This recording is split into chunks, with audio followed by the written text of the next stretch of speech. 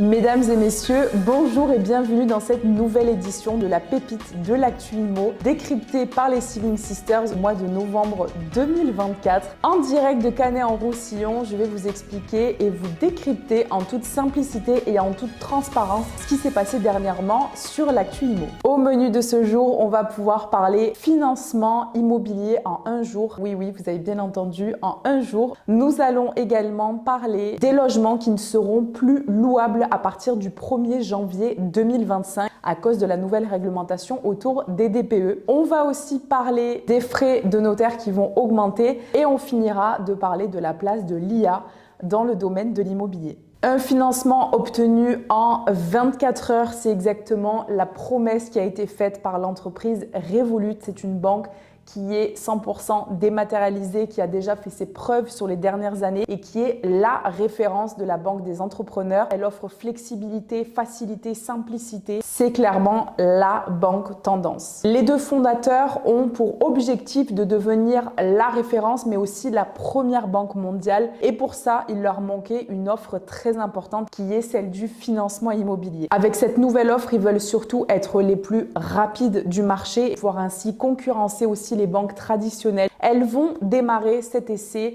en Lituanie et puis ensuite elles iront en Irlande pour finir en France. Après avoir au préalable étudié le profil du demandeur, la promesse est simple, donner une autorisation de principe immédiate et ensuite une offre finale en 24 heures. Alors c'est légitime de se demander, est-ce qu'avec ce genre d'offre, il existe encore vraiment une excuse pour ne pas passer à l'action ? À partir du 1er janvier 2025, donc c'est demain, on ne pourra plus louer certains logements qui ont une note G au niveau de leur DPE. Alors G, c'est quoi? C'est clairement les passoires énergétiques, donc c'est les logements qui consomment énormément d'énergie au niveau thermique. Cette notation de A à G reflète l'isolation thermique d'un logement avec une meilleure note en A et la moins bonne forcément en G. S'il a été sujet de décaler cette mise en application, ça a été confirmé qu'au 1er janvier 2025, tous les logements en G ne pourront pas être loués. Alors attention, ça ne veut pas dire les logements qui sont actuellement loués et qui ont une note en G peuvent continuer à être loués. On ne pourra pas juste reconduire un bail ou alors faire une nouvelle mise en location au départ d'un locataire. On ne pourra pas non plus augmenter le loyer tous les ans au niveau de la révision du loyer. On va également continuer cette mise en application sur les notations en E puis en F à partir ensuite de 2028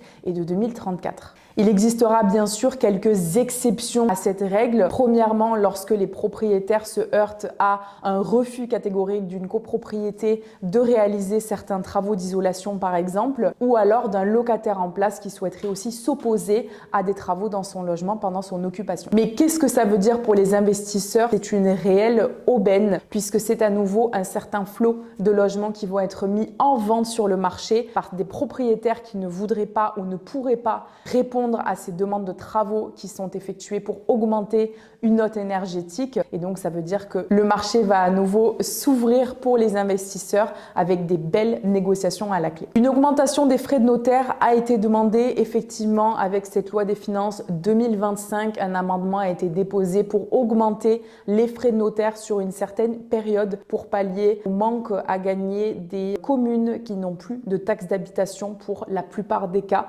donc ont un budget qui a été fortement restreint. Cette demande d'augmentation des frais de notaire aura un impact considérable sur les ventes puisque le budget des investisseurs sera revu à la hausse. Cet amendement permettrait donc au département d'augmenter pour une durée de 3 ans le taux maximal de 4,5 à 5% sur droits d'enregistrement ou de publicité foncière, ce qui donnerait en moyenne une augmentation de 1 000 € pour un achat à 200 000 €.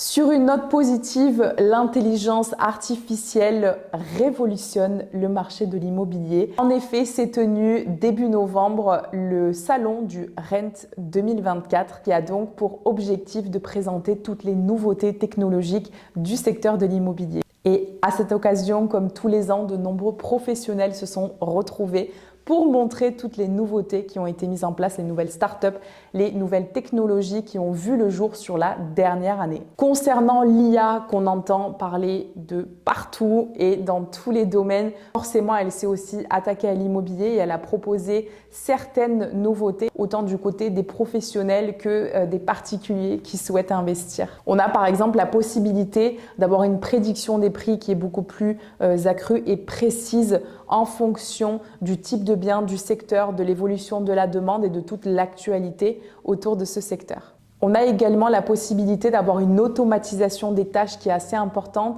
grâce à la mise en place de chatbots qui sont disponibles 24 heures sur 24 et 7 jours sur 7. Ce qui permet aussi la personnalisation de l'expérience client puisque ce chatbot peut aussi se dédier à ça, mais également l'IA permet, en exploitant certaines données comportementale de s'adapter à chacun de ses clients qu'elle a en face d'elle et donc de proposer des biens qui vont complètement et parfaitement correspondre à leurs attentes. Et enfin, pour des bâtiments toujours plus intelligents, l'IA permet, avec l'intégration de certains outils, d'avoir une meilleure gestion énergétique, sécuritaire également. Donc l'immobilier deviendra beaucoup plus durable et fonctionnel. Évidemment, l'IA continue d'aider les particuliers sur, par exemple, des visites virtuelles beaucoup plus avancées, mais aussi dans la recherche de biens. Bref, l'immobilier n'a de cesse que de se réinventer. On arrive au terme de ce journal. Sophie pour vous décrypter l'actu IMO. C'était la pépite de l'actu. On se retrouve du coup en décembre 2024. N'hésitez pas à nous laisser un petit commentaire juste en dessous si vous avez un sujet particulier que vous voulez qu'on aborde.